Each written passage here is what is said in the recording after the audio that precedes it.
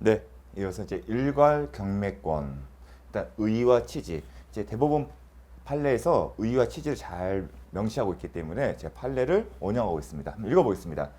민법 제365조 본문이 토지를 목적으로 한 저당권을 설정한 후에 어디에요? 토지에.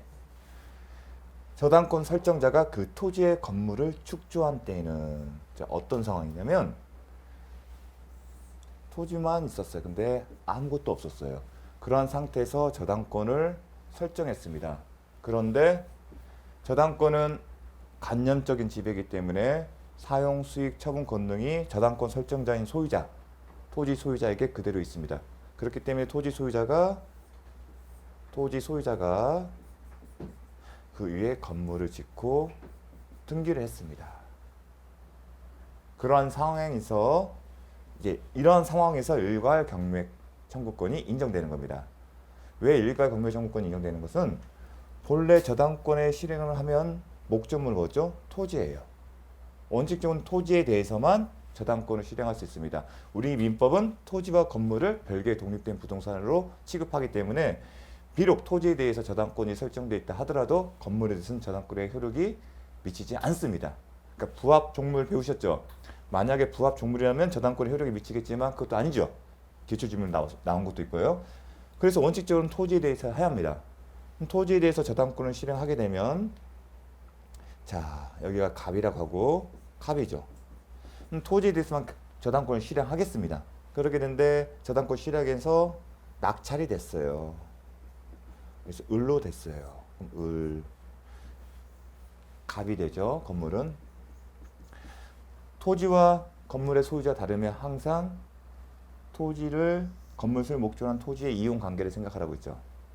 이 경우에 갑에게 토지를 이용할 수 있는 권리가 있나요? 일단 생각할 수 있는 게 뭐죠? 기본적으로 이 토지 자체에 대해서는 저당권만 있었지 용익, 물권, 임차권은 없었습니다. 그렇게 되면 법으로 정한 지상권 아니면 간수법상 법정 지상권이었는데 저당권의 실행이기 때문에 법정 지상권만 해당된지 여부만 살펴보면 될 겁니다. 법정 지상권, 저당권의 실행에 따른 법정 지상권. 간수법상 법정 지상권은 저당권 실행이 아니라 강제 집행이죠. 따라서 법정 지상권의 성립 요건이 어떻게 되죠? 제가 이번에 저당권 파트에서는 법정 지상권에 대해서 별도로 설명하지 않았습니다. 지상권에서 함께 공부를 했기 때문에 가장 기본이 뭐죠? 저당권 설정 당시에 토지 위에 건물이 존재하고 소유자가 같한다는 게 법정 지상권 성립의 요건입니다. 하지만 이 저당권을 설정할 당시에 건물이 없었지 않습니까?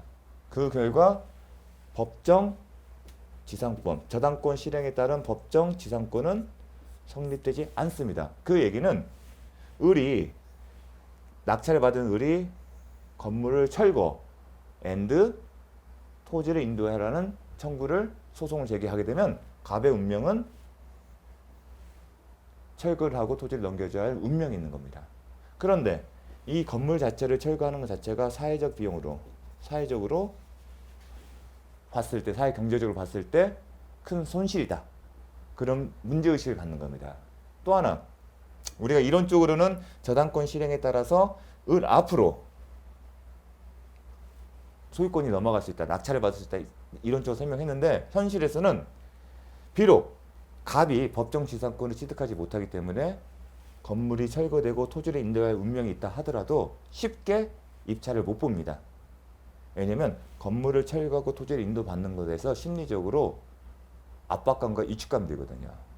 무슨 일이 벌어질지를 모르니까요.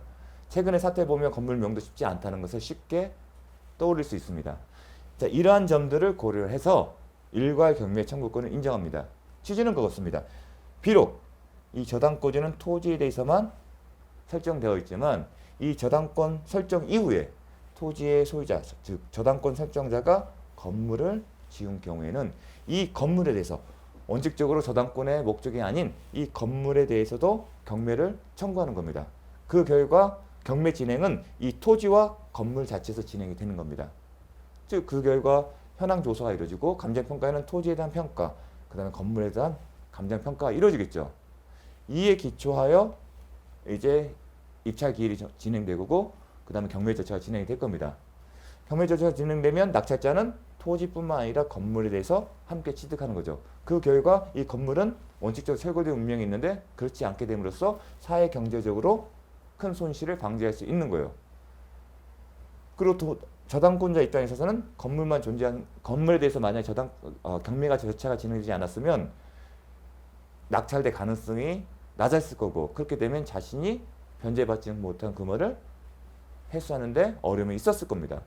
윈윈이 되는 거죠. 그리고 저당권자 입장에서는 이 건물의 배당 대금에 건물에 해당되는 낙찰 대금에 대해서는 우선 변제적 효력이 없고 이 토지대만 있는 겁니다. 또 한편으로는 건물 소유자는 자신의 소유권을 잃은 거잖아요. 대신에 건물 소유자는 매각 대금을 받는 겁니다. 이에 대한. 이렇게 하면서 서로 간의 이해관계를 조절하는 겁니다. 그러면 판례 내용을 다시 한번 보겠습니다. 자, 어떤 상황이다? 토지를 목적으로 한 저당권을 설정한 후 저당권 설정자가 누가요? 저당권 설정자가 그 토지의 건물을 축조한 때는 저당권자가 토지와 건물에 대하여 일괄 경매 청구할 수 있다. 민법에서.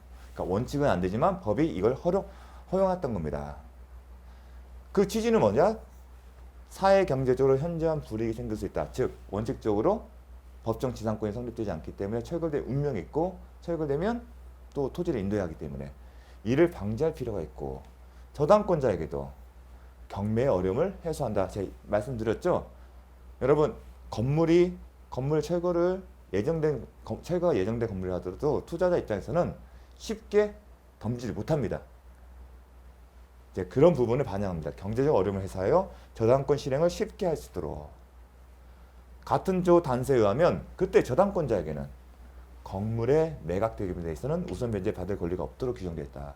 즉 일괄 경매 청구권을 행사할 수 있다고 하더라도 저당권자의 우선 변제 효력은 토지에 대해서만, 즉 건물에 대해서는 매각 대금에 대해서는 우선 변제 받을 권리가 없다.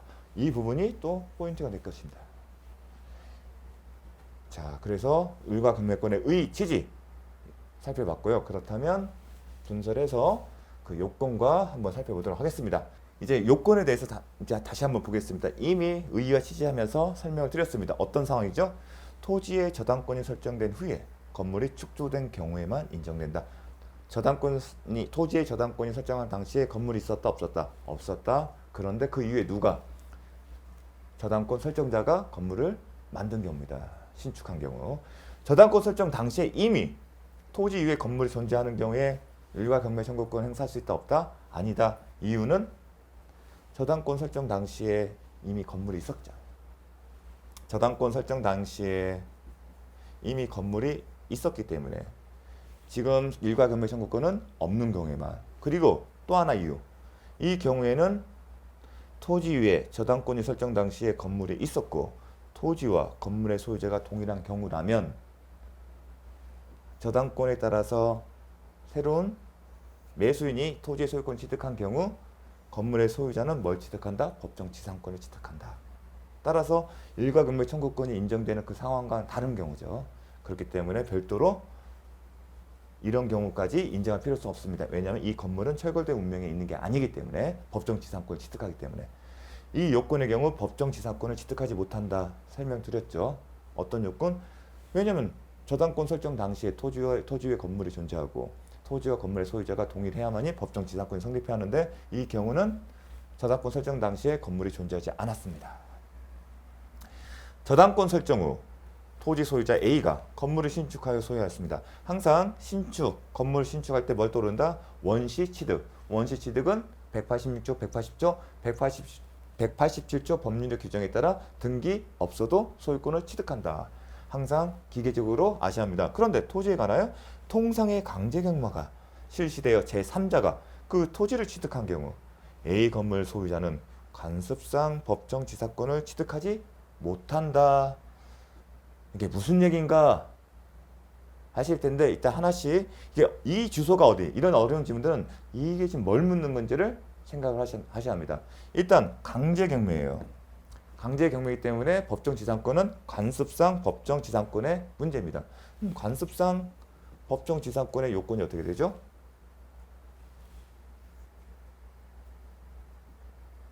토지 위에 건물이 존재해야겠죠. 그런데 토지 위에 건물이 존재하고 양도, 매매, 아니면 법률행위, 아니면 법률의 규정에 따라 소유권이 변동되는 경우. 법률의 규정이면 법률 규정이면 강제경매죠. 강제경매. 그 경우에. 근데 쟁점이 뭐죠? 그럼 토지와 건물의 소유자가 동일해야죠. 동일했다가 법률행위 아니면 법률의 규정에 따라 소유자가 달라져야 합니다. 일단은 토지와 건물 A였어요. 그리고 A 건물 소유자고 그 다음에 건물이 제3자니까 제3자 실역할게요. 이 상태예요. 그러면 외관상 낙찰을 받았으니까 이렇게 되겠죠. 그런데 중요한 쟁점이 있죠. 관습상 법정지상권에게는 어느 시점을 기준으로서 토지와 건물의 소유자가 동일한지를 여부. 예전에는 전월함재 판결이 있기 전에 언제였죠? 경락대금을 지급한 시점. 경락대금 지급한 시점에 C가 소유권 취득하죠. 그 시점에는 A였어요. 그렇죠? 그렇게 되면 당연히 관습상 법정지상권 취득합니다. 하지만 대법원 판례가 바뀌었죠. 기억나시나요? 어떻게 바뀌었죠? 자, 제가 기억납니까? 저당권, 가압류, 압류, 그 다음에 매각대금, 납부 시점. 그렇죠. 원래는 예전에는 매각대금 납부 시점을 기준으로 해서 토지와 건물의 소유자가 동일한지 여부를 판단했는데 대법원 판례가 바뀌었습니다. 그 이유가 뭐였죠? 민사재판법에서 이해관계 조정은 누구를 기준으로 한다? 말소 기준의 권리에 해당되는 저당권, 가압류, 압류.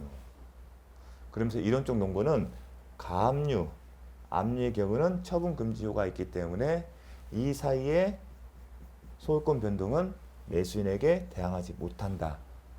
따라서 압류보다 앞선 가압류가 있고 이 가압류가 압류로 개시된 경우는 전이된 경우는 가압류를 기준하고 이 가압류나 압류 앞에 저당권이 있으면 저당권을 기준으로 한다. 기억나십니까? 그래서 제가 저당권 처음에는 가압류, 압류 따로 했다가 나중에 저당권을 기준으로 했습니다. 따라서 저당권 설정 당시에 토지 위에 건물이 있고 토지의 소유자와 건물의 소유자가 같아야만이 관습상의 법정지상권을 취득할 수가 있습니다. 이런 지문을 해당 파트가 아니라 지금 낯선 파트 관련된 지문으로서 해야 되는데 이 파트에 오게 되면 또 이게 뭘 묻고 있는지를 모릅니다. 그래서 이 지문 자체는 이런 걸 묻는구나. 그러면 저당권 당시에 토지 소유자 A가 설정 후죠.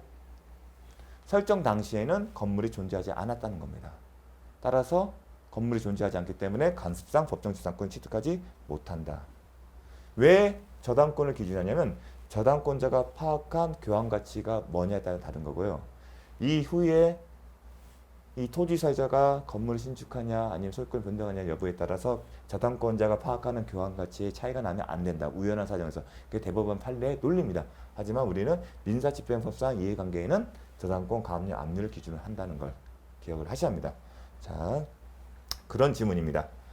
자, 이게 2009다 62059 저당권 설정 당시를 기준으로 해서 관습상 법정지상권 성립 요건인 토지와 지상 건물이 동일의 소유에 속하는지 여부를 판단한다. 이게 포인트입니다. 자, 그 전에 배웠기 때문에 넘어가겠습니다. 자, 일괄 겸해 청구권은 저당권 설정자가 건물을 축조하여 소유하고 있는 경우에 한한다. 이 부분도 중요합니다. 왜냐하면 예외 사유라고 했죠. 원칙적으로는 건물은 철거될 운명이 있습니다. 따라서 예외이기 때문에 엄격하게 적용하는 게 기본적인 태도예요. 따라서 어떤 경우에 저당권 설정자가 건물을 축조해서 소유하는 경우에만 한한다. 왜냐하면 저당권의 개념은 관념적인 지배이기 때문에 토지 소유자가 직접 축조해서 건물을 만들 수 있는 경우도 있지만 반대로 반대가 아니죠. 또 한편으로는 소유권자에게는 사용 수익 권능이기 때문에 용의물권 권능이 있죠. 즉 제3자에게 건물 소유 목적으로 해서 지상권을 설정할 수도 있고 건물 소유 목적으로 임차권을 설정할 수 있는 거 아니겠습니까? 그렇게 되면 임차권자나 지상권자가 건물을 신축해서 가지고 만들 수 있는 경우도 있습니다. 근데 그러한 경우까지는 보호하지 않겠다는 겁니다. 자, 제가 지금 하나씩 개념적으로 설명을 해드리고 있습니다. 다 이유가 있겠죠. 저당권 설정자가 건물을 축조하여 소유하고 있는 경우에만. 다음, 강제 경매의 목적이 된 토지 또는 지상 건물에 관하여 강제 경매를 위한 압류나 그 압류에 선행한 가압류가 있기 전에 저당권이 설정되어 있다가 강제 경매로 방금 했던 부분입니다. 넘어가겠습니다. 자, 저당권 설정자로부터 저당 토지에 대한 용의물권을 설정받은 자가 그 토지에 건물을 축조한 경우라도 그 후 이 얘기는 뭐죠? 원칙적으로 건물을 누가 신축했죠? 용의물권자인 지상권자겠죠. 예컨대. 그런데 우리가 일가경매 청구권을 언제 하는 거였죠? 저당권 설정자가 건물을 신축하고 그 사람이 그 건물을 소유권을 취득한 경우에만 인정된다고 했습니다. 그런데 이 사안은 뭐냐면 용의권, 즉 소유자, 저당권 설정자가 아니었어요. 저당권 설정자가 아니에요. 그러면 일가경매 청구권이 없죠. 그런데 용의권을 설정받은 자가 신축한 건물의 소유권을 누가 받았다? 저당권 설정자가. 결론은 저당권 설정자가 직접 신축한 것은 아니지만 제3자가 신축한 건물의 소유권을 저당권 설정자가 취득한 경우, 이러한 경우에는 함께 경매를 청구할 수 있다는 겁니다. 자, 요 판례도 함께 기억을 하셨으면 좋겠습니다. 이러한 경우는 인정한다. 원칙적으로는 안 되죠. 용의권자로부터 소유권을 넘겨받은 경우에는 인정을 해주겠다. 이것도 함께 기억을 해주십시오. 저당권 설정자가 건물을 축조하여 소유하고 있다가 누가? 저당권 설정자가 저당권 실행을 위한 경매 개시 결정 전에 저당권 설정자가 건물 소유권을 제3자에게 양도한 경우에는 저당권자는 토지와 건물에 대해 일괄 경매를 청구할 수 있다? 아니다? 어느 경우만 할 수 있다? 저당권 설정자가 건물을 신축하고 소유하고 있는 경우에만. 근데 지금 누가 하고 있었죠? 제3자가 소유하고 있기 때문에 안 된다는 것입니다. 이 기출지문도 잘 기억을 해주십시오. 다만 이제 3자에게 양도된 경우. 근데 좀 전에 봤던 것은 제3자가 소유했던 것을 저당권 설정자가 소유권을 취득한 경우에는 일가경매 청구를 할 수 있다. 자, 이런 요건이 있다고 해서 저당권자에게 의무는 있는 거 아니에요. 자신의 선택에 따라 일가경매를 청구할 수도 있고 안 할 수도 있습니다. 그래서 반드시 일가경매를 신청해야 하는 것은 아니다. 강제사항이 아니다는 점도 잘 기억을 해주십시오. 자, 이렇게 해서 제 근저당권 이제 넘어가겠습니다. 잠시 쉬었다가 근저당권 하겠습니다.